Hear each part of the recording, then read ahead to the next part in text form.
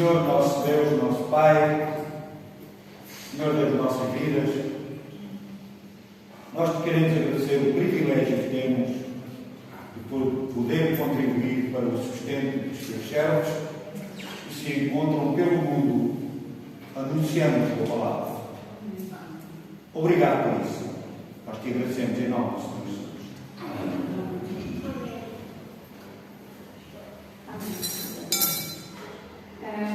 Maio é o mês da família e vemos a família, hoje vamos falar da família enquanto grande projeto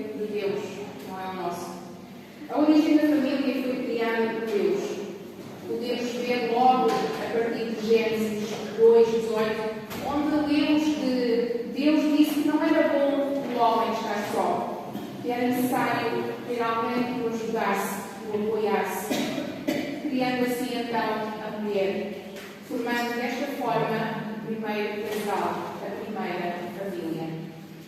Vamos fazer uma leitura, os irmãos poderão acompanhar na projeção em Gênesis 2, de 18 a 24. Diz assim então a palavra. Então o Senhor Deus declarou: não é bom que o homem esteja só. Farei para ele alguém que o auxilie e lhe corresponda. Depois que formou da terra todos os animais do campo, todas as aves do céu, o Senhor Deus os trouxe ao homem, para ver como este lhe chamaria. E o nome que o homem desse a cada ser vivo, este seria o seu nome. Assim o homem deu nomes a todos os rebanhos domésticos, às aves do céu e a todos os animais selvagens. Todavia, não se encontrou para o homem alguém que o auxiliasse e lhe correspondesse. Então o Senhor Deus fez o homem cair em profundo sono, e enquanto dormia, tirou-lhe uma das costelas, fechando cara com carne. Com a costela que havia tirado do homem, o Senhor Deus fez uma mulher e o levou até ele. Disse então o homem: esta, sim, é o osso dos meus ossos, carne da minha carne. Ela será chamada mulher, porque do homem foi tirada. Por essa razão, o homem deixará o seu pai e a sua mãe e se unirá à sua mulher, e eles se tornarão uma só carne. Então, vemos que o Senhor separou famílias para serem bênção, para abençoarem a terra, como por exemplo a família de Adão, de Noé, de Abraão e toda a própria linhagem da família de Jesus que vem de Davi, como podemos ver em Mateus capítulo 1, por exemplo. Isto representa a ideia de uma família comprometida com o Senhor, uma família forte, uma família abençoada e um exemplo de padrão de Deus para o homem e para a mulher. A família é então um grande projeto de Deus. Não há nada que ele não possa resolver, mas para isso a família deve entender e conhecer Deus como Senhor e guia das suas vidas. Então vamos ouvir neste próximo hino que vamos cantar. Eu convido os irmãos a ficarem de pé para acompanhar e cantarem, se conhecerem também, Eu e Minha Casa. Serviremos ao Senhor. Thank you.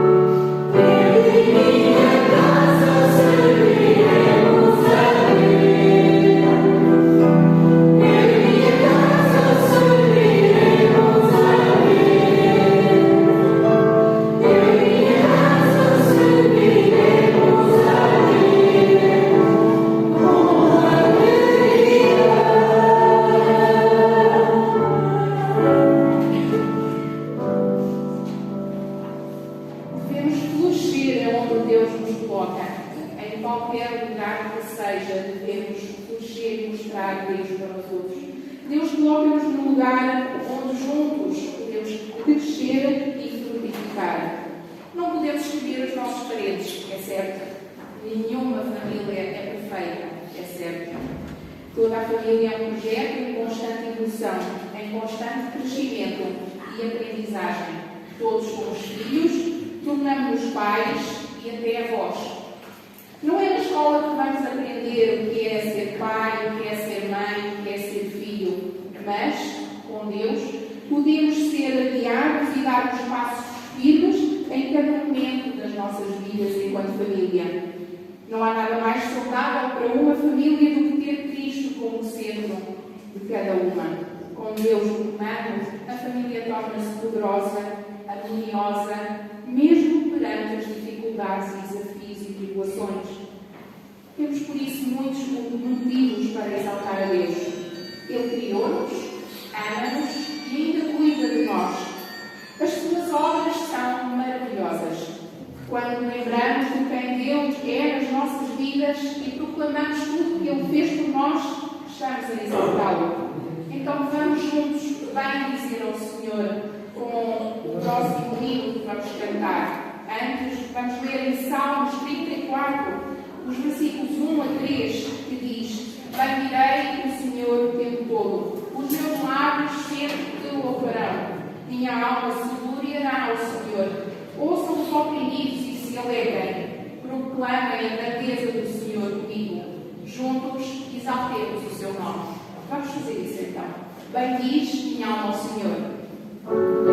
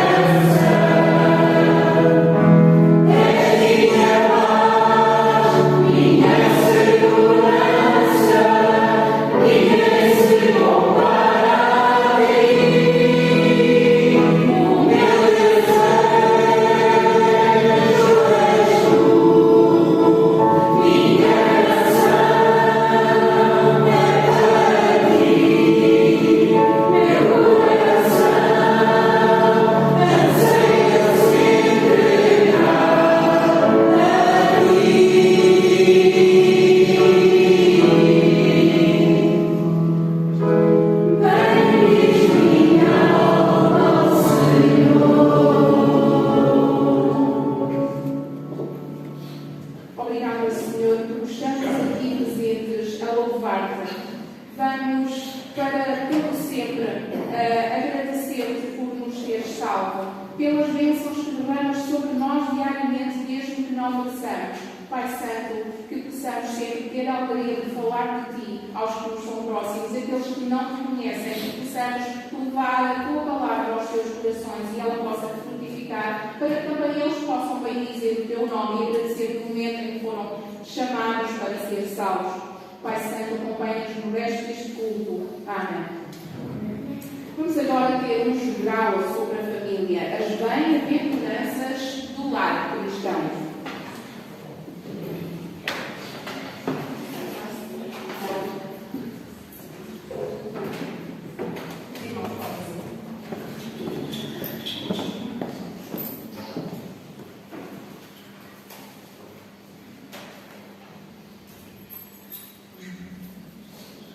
As bem-aventuranças do lar cristão.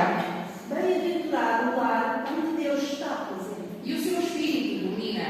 Bem-aventurado o lar onde os filhos são bem-vindos, Bem nutridos, educados e, depois, livres para viverem as suas próprias vidas. Bem-aventurado o lar onde as crianças crescem e amadurecem. e onde os adultos não se comportam como crianças. Bem-aventurado o lar onde cada um busca primeiro o bem-estar e a felicidade dos outros. Bem-aventurado o lar onde todos vivem o amor nas mais expressivas formas. Bem-aventurado o lar onde todos procuram dar o melhor de si. E ver desenvolver nos outros o que melhor possuem. Bem-aventurado o lar onde cada um aprenda a amar os outros à semelhança de Deus. Bem-aventurado o lar que aprende a ajustar-se com as circunstâncias. O tempo e a época em que se encontra. Bem-aventurado o lar que pertence à maior família cristã. A Igreja. Onde os membros se reúnem para juntos adorarem a Deus e cultivarem a sua vida cristã. Bem-aventurado o lar onde todos aprendem a encarar os problemas da vida com o espírito cristão. A discordar sem desagradar E e a resolver as dificuldades com amor. Bem-aventurado o lar em que todos têm a certeza do lar celestial. Bem-aventurado o lar cujo Deus é o Senhor.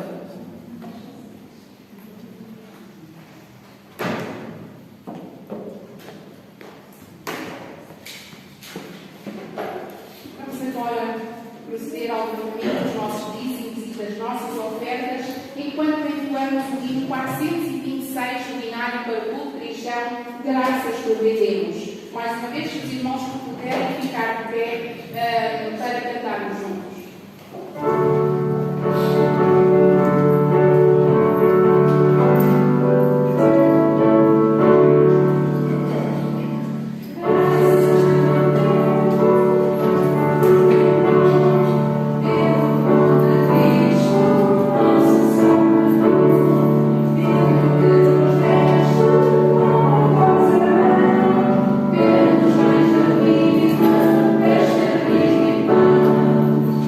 Graças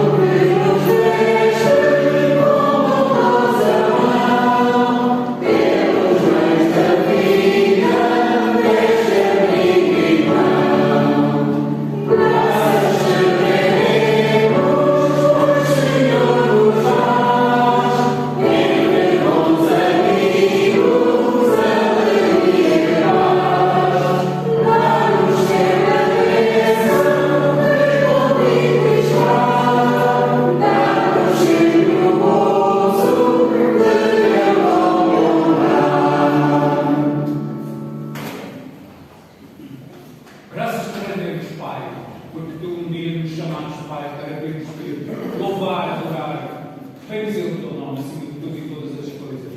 Tu és o único Senhor, o Senhor das nossas vidas. E queremos te agradecer por tão grande dádiva que tu nos dás, Pai. Ó Pai, queremos te agradecer e pedimos sempre por estas ofertas a estes dízimos, Pai. Que possamos nós dirigir-nos corretamente para a obra e para a edificação da tua igreja, Pai. Que eles possam ir de encontro à beneficência, aqueles que necessitam da nossa ajuda em nome e também aqui para a manutenção do tempo, Pai. Ó Pai, queremos te pedir também que neste momento possas aceitar este culto no teu trono de graças, que seja para a honra e glória do teu nome. No nome do teu Filho, amado Jesus Cristo, por isto que te agradecemos, então, por nossos pecados. Amém. Vamos passar a palavra ao pastor.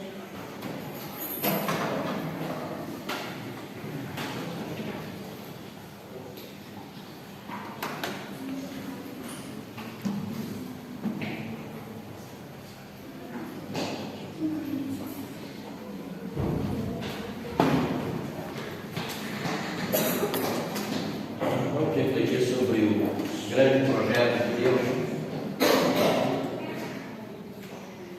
Vamos lá para Efésios capítulo 5.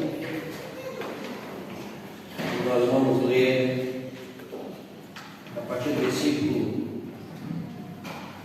21 até o versículo 4 do capítulo 6. É um texto razoavelmente longo, mas é para nós falarmos sobre o grande projeto de Deus. Diz o texto da Escritura: vós, mulheres, sujeitando-vos uns aos outros no temor do Senhor. Vós, mulheres, sujeitai-vos ao vosso marido, como ao Senhor. Porque o marido é a cabeça da mulher, como também Cristo é a cabeça da igreja, sendo Ele próprio o Salvador do corpo. De sorte que, assim como a igreja está sujeita a Cristo, assim também as mulheres sejam em tudo sujeitas a seu marido. Vós, maridos, amai vossa mulher, como também Cristo amou a igreja e a si mesmo se entregou por ela, para a santificar, purificando-a com a lavagem da água pela palavra, para apresentar a si mesmo igreja gloriosa, sem mácula, nem ruga, nem coisa semelhante, mas santa e irrepreensível. Assim, devem os maridos amar a sua própria mulher, como seu próprio corpo. Quem ama a sua mulher, ama-se a si mesmo. Porque nunca ninguém aborreceu a sua própria carne, antes a alimenta e sustenta, como também o Senhor a igreja. Porque somos membros do seu corpo. Por isso, deixará o homem, o seu pai, a sua mãe, se unirá à sua mulher, e serão dois numa carne. Grande é este mistério. Digo, porém, a respeito de Cristo e da igreja. Assim também vós, cada um em particular, ame a sua própria mulher como a si mesmo, e a mulher reverencie o marido. Vós, filhos, sejam obedientes aos vossos pais no Senhor, porque isso é justo. Honra teu pai e tua mãe, que é o primeiro mandamento com promessa, para que te vá bem e vivas muito tempo sobre a terra. E vós, pais, não provoqueis a ira aos vossos filhos, mas criai-os na doutrina e admoestação do Senhor. Senhor, Deus e Pai de nosso Senhor Jesus Cristo, nós queremos pedir-te que o Espírito Santo, Ele nos direcione e nos ilumine, que possamos entender a tua palavra. Pedimos, Senhor, que tu nos capacites apesar das nossas debilidades. Retira toda a preocupação, anseio que possa estar atrapalhando a exploração da tua palavra. E que o Espírito Santo nos desafie nesta manhã. É a nossa oração em nome de Jesus. Amém. grande projeto de Deus. Eu devo confessar que a maior parte das ideias desse texto não são minhas, elas vêm de um estudo feito pelo pastor Exaltino, e eu fiz apenas alguns ajustes e retrabalhei o texto, mas a maior parte das ideias eu devo reconhecer são dele. Honra quem honra. Eu não quero ser ladrão de mensagem e de esboço alheio. Eu quero reconhecer que grande parte é dele. E nós estamos concluindo o nosso mês de maio, aquilo que nós chamamos o mês da família. E como tema da mensagem, eu disse que é o grande projeto de Deus. Mas por que a família é o grande projeto de Deus? Porque nosso Deus, Ele é família. Ele é o Deus de família. Pai, Filho e Espírito Santo. Ele é Deus comunidade. Ele é o Deus de união. E famílias fortes, sadias, projetam e manifestam igrejas contagiantes. Cristãos devem ser pessoas cheias do Espírito Santo, e quem é cheio do Espírito Santo vive no temor do Senhor. Os irmãos notaram várias vezes na passagem existe essa expressão, no temor do Senhor. Não apenas aprender a viver no temor do Senhor, mas também aprender a lição da submissão. Para o apóstolo Paulo, a importância de todo o conceito de submissão é evidente ao verificar-se a ocorrência da palavra mais de 20 vezes nas suas epístolas. Irá aplicar isso em exemplos especiais, e até aqui nessas próximas sessões, com os filhos, com os servos e tudo, mas notemos que ele primeiramente oferece uma aplicação de forma bastante geral. Deve haver um desejo dentro da igreja de servir, de aprender e de ser corrigido por qualquer pessoa, sem levar-se em conta idade, sexo, classe social ou qualquer outra distinção. E a ideia do temor de Cristo tem sua origem no grande princípio enunciado repetidamente no Antigo Testamento, que é o temor do Senhor. Esse é o enunciado. E para o cristão, essa ideia continua válida. Podemos perceber isso em 2 Coríntios 7:1, 1 Pedro 2:17. Pois ele conhece o Deus que está em Cristo. O cristão conhece o Deus que está em Cristo. É chamado ao discipulado de Cristo. E toda a sua vida, ou toda a nossa vida, deve estar em Cristo. De forma que todas as nossas relações interpessoais, elas devem mostrar essa realidade.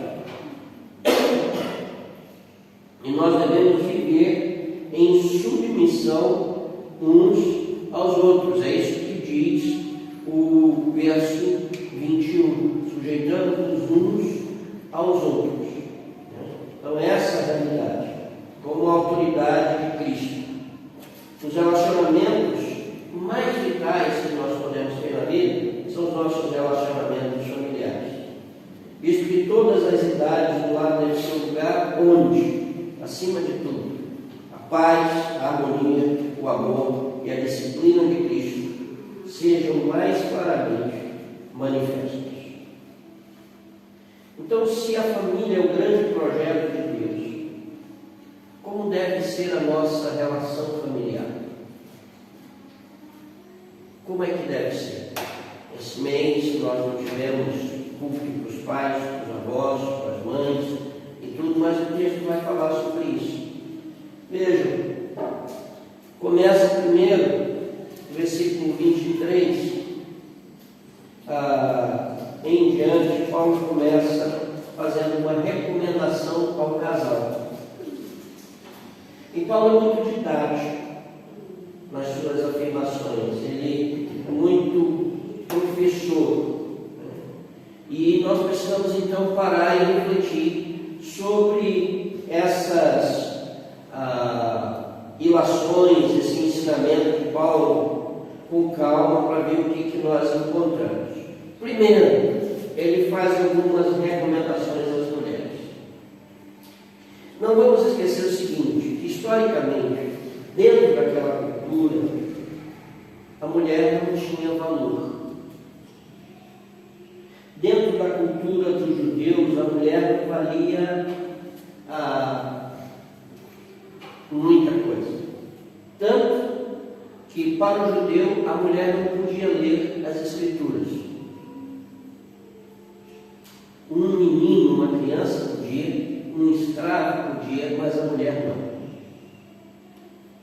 Os judeus diziam que era melhor queimar todos os livros da lei do que permitir que uma mulher aprenda. Era esse o pensamento. Paulo, quando escreve aos Coríntios, diz que a mulher deve ficar calada e que deve perguntar ao marido. Dentro daquele conceito, os rabinos até questionavam: será que a mulher tem alma? Quando Jesus está conversando no poço de Sicá com a mulher samaritana, os discípulos ficaram impressionados, não ousaram perguntar, mas estranharam. Ele fala com uma mulher, que era proibido. As mulheres não tinham sentido de igualdade. Então Paulo começa falando pelas mulheres. Mas veja, o versículo de 19 ele começa falando: entre vós com salmos, hinos e cânticos espirituais, cantando e salmodiando ao Senhor no vosso coração. Depois, versículo 22, vós mulheres, sujeitai-vos ao vosso marido, como ao Senhor. Versículo 24, de sorte que, assim como a igreja está sujeita a Cristo, assim também as mulheres sejam em tudo sujeitas aos seus maridos.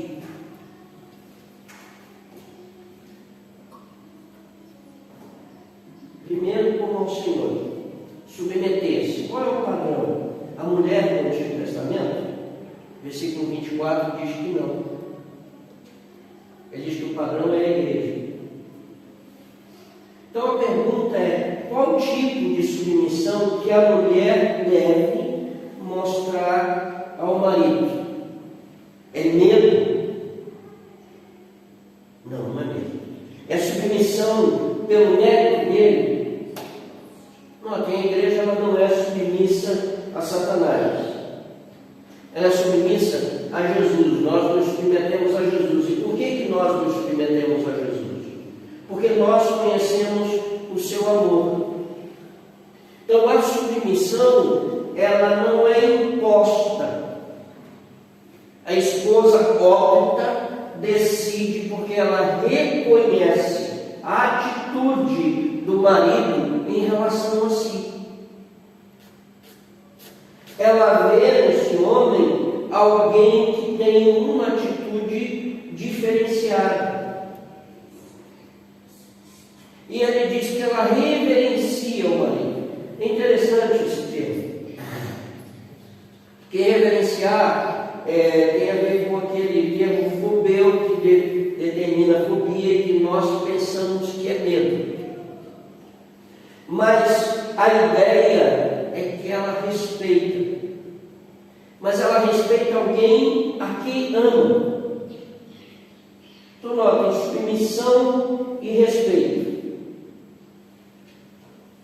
A mulher olha para o seu marido e admira-o pelas atitudes que ele tem em relação a ela. E ela faz isso não por ele e não para ele, mas faz isso como se estivesse fazendo ao Senhor. Então, as esposas aqui, vocês estão se relacionando com os vossos maridos como se estivessem se relacionando com o próprio Senhor Jesus. Essa é a recomendação de Paulo. Mas notem, a recomendação dele para os maridos é muito mais dura. Nos versículos 25, 28 e 33 nós vamos perceber isso. Ele não diz que a mulher tem que amar o marido, Mas ele diz que o marido tem que amar a mulher. Dentro do conceito da Escritura, amor não é sentimento. Amor tem sentimento, mas amor é ação. E o amor tem que ser manifestado na vida do marido. Mas e qual o grau de amor que esse marido tem que mostrar para a sua esposa? Agora eu vou pegar para os maridos. Olha o que diz o versículo 25. Você tem que amar a sua esposa como Cristo amou a igreja. Sabe como Cristo amou a igreja? Ele morreu por ela. Ou seja, naquela de entre ela e eu, vou eu. Eu vou primeiro, ela fica. Vai morrer por ela. Significa protegê-la. O exemplo, o padrão do homem na Escritura é o homem do Antigo Testamento? É aquele que olhava a mulher como um objeto? Não, é Cristo. É aquele que ama e que se dá. É aquele que se doa. E aquele que cuida para que ela fique completamente aperfeiçoada, imaculada. Foi isso que Cristo fez a igreja, não é isso que diz no versículo 27? Ser cabeça da família não quer dizer ser um senhor feudal, ser um carrasco. É ser alguém que procura aperfeiçoar o seu lar. É ser alguém que procura a cada dia melhorar a vida relacional. E tem que amar como a si mesmo. O problema é que quando eu não me amo, eu não sei amar os outros.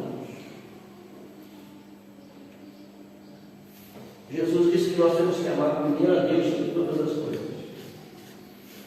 Aí ele diz assim: e ama o teu próximo como a ti mesmo. Ele não diz ama o próximo e depois ama a ti, não. Ele diz assim: ama o teu próximo como a ti mesmo. Como tu te amas, tu deve amar. A questão é nós nos amamos. Depois disso, ele vai usar essa analogia de Cristo e a igreja, versículo 32. Então, como fazer para dar certo? Nós precisamos refletir seriamente nesse mistério que ele apresenta, Cristo e igreja. Quando nós pensamos em casamento, em vida conjugal, nós não devemos pensar em termos psicológicos. Psicologia é importante. Nós não devemos pensar em termos filosóficos, em termos sociais, nós devemos pensar em termos teológicos. Família tem a ver com teologia, com o estudo de Deus e da graça de Deus. A base é o ensinamento de Deus. Bases teológicas fortes. Muito mais do que emocional e muito mais do que sexual. E a Bíblia diz que ele, Cristo, é o cabeça. Mas ele se doou, essa encarnação, esse cabeça, ele se entregou à igreja ao ponto de morrer. Ou seja, o marido ele não é um autoritário. A mulher não vive em rebeldia, mas há mutualidade, a comunhão e relação plena. É olhar para ele e dizer: você é o meu melhor amigo. E é tu olhares para ela e dizer: tu és o meu melhor amigo.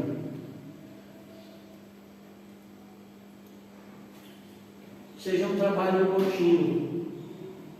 Nós casamos, dizemos assim: não, eu tenho certeza que é a mulher da minha vida. Eu tenho certeza que é o homem da minha vida. Mentira. Deixa eu dizer isso para vocês assim. Isso é mentira. Nós achamos que vamos casar para toda a vida. Mas isso é um processo que tem que ser trabalhado diariamente. E tem que ser trabalhado à luz da Escritura. Ele faz essa recomendação às mulheres e aos maridos. Depois ele vai fazer recomendação aos filhos. Vejam, capítulo 6, de 1 a 3. Desculpem eu estar correndo, porque eu estou olhando ali para o relógio. Desde a eternidade até a sua concretização, a salvação, ela vem e ela vai abolir a lei e vai unir homens em um só povo. Aqui esse povo que é chamado igreja. E Deus concedeu dons para a igreja para que possa desenvolvê-la. Então aqui a questão agora é como o povo deve viver. Aí diz que a chamada é uma vida de santidade. Uma vida de santidade é uma vida diferente, que não se conforma com os padrões vigentes. Aí ele coloca a nova comunidade em relações pessoais, conjugais. E aí ele coloca a relação pais e filhos, servos e senhores.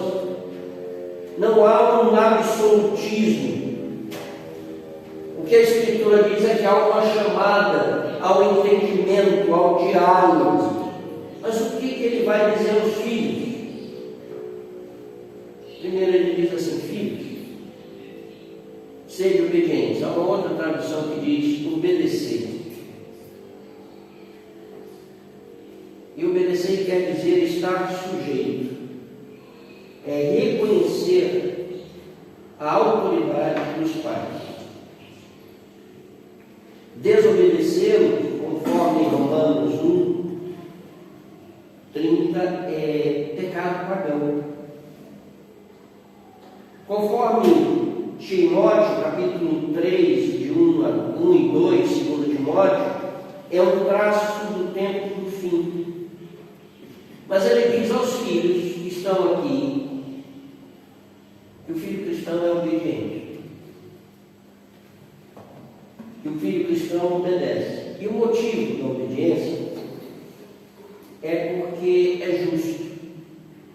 Há uma ordem social que é posta no mundo por Deus. E nessa ordem há uma dose de hierarquia.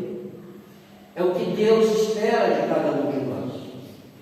É tão justa que o próprio Senhor Jesus, ele obedecia aos seus pais terrenos.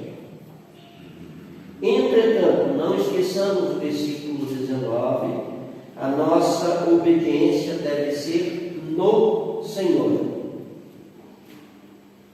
O que significa obedecer ao Senhor? Podemos ter 4 ideias, 4 opiniões. Na fé, pais instruem os seus filhos e aí eles reconhecem e obedecem.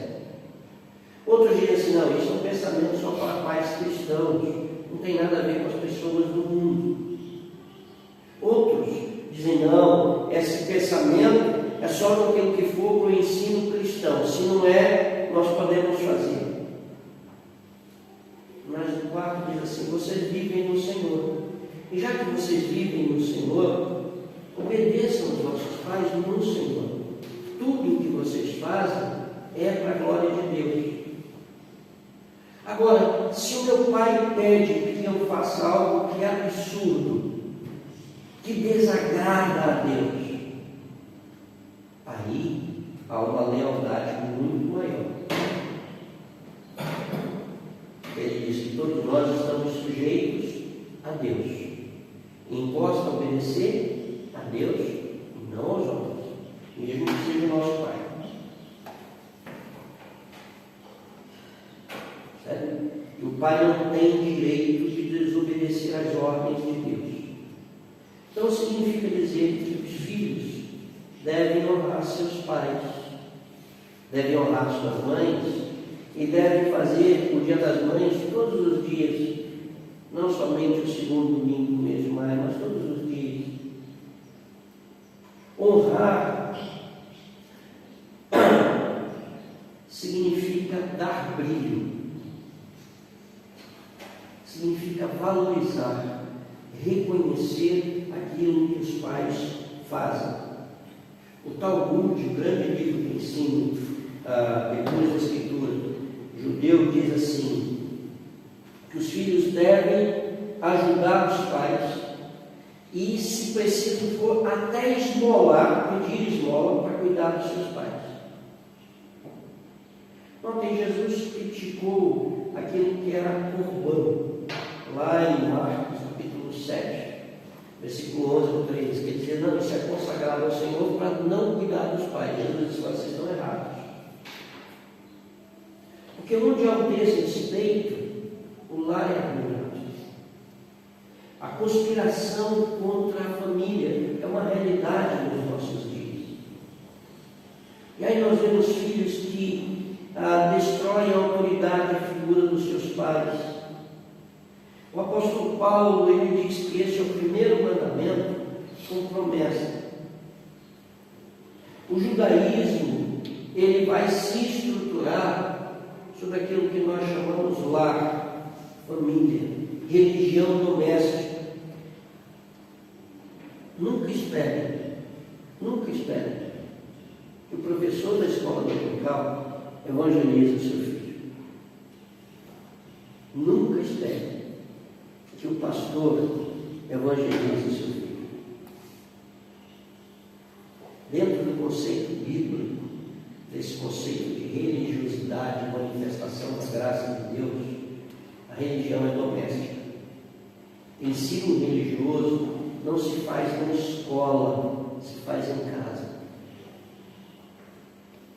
Antes de escola dominical, é a escola do lar.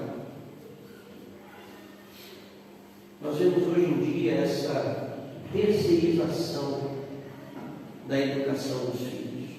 Os pais jogam tudo sobre a igreja e sobre a escola. Mas é preciso entender que há responsabilidades paternas que, se são evitadas, vão gerar sérios problemas. E a palavra de Paulo aos filhos é obediência, submissão. Podem ser palavras desagradáveis para os nossos dias, mas são necessárias. O mundo precisa de disciplina. O mundo precisa de ordem. O lar e a igreja também. Pergunta, filho, você tem parte ou faz parte do lar equilibrado? Pensa o seguinte, o dito popular, mau filho é, mau pai será. O que nós vemos hoje é que aquela geração que criou seus filhos dizendo que era proibido proibir, criou filhos sem princípios e que podiam fazer tudo, que educam hoje os seus filhos podendo fazer tudo e mais alguma coisa. Meninos que não aceitam receber um não.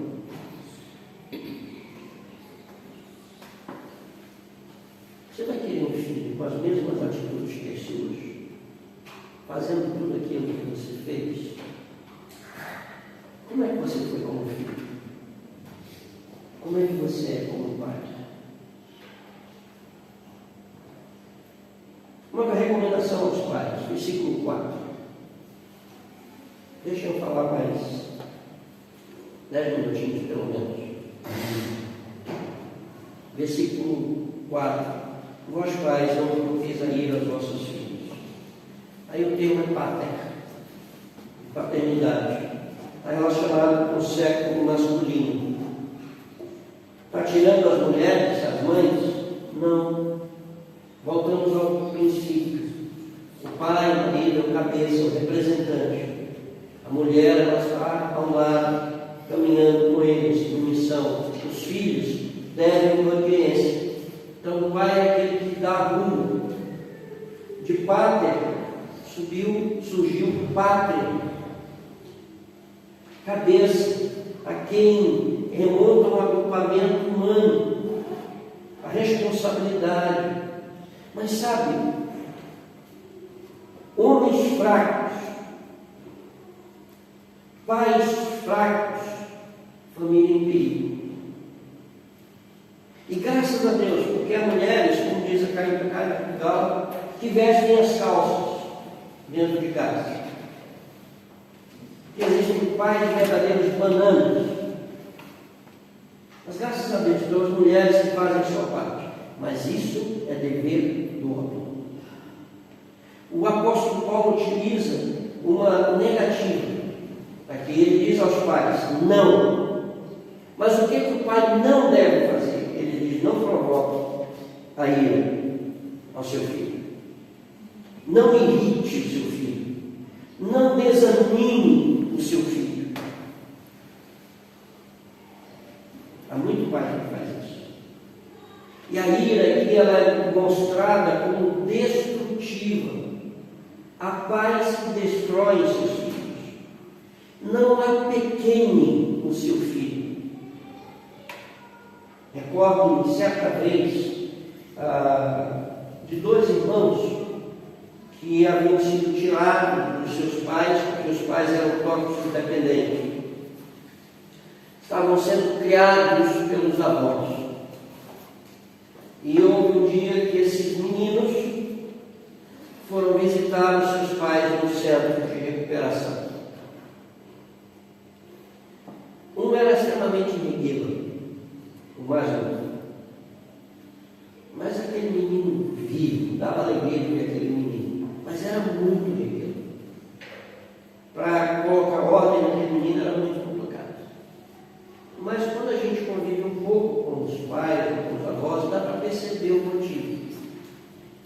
O mais velho era um lorde.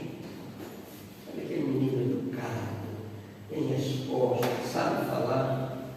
Mas quando chegou, conversando, a avó disse assim, esse mais velho, esse menino vai ser um doutor.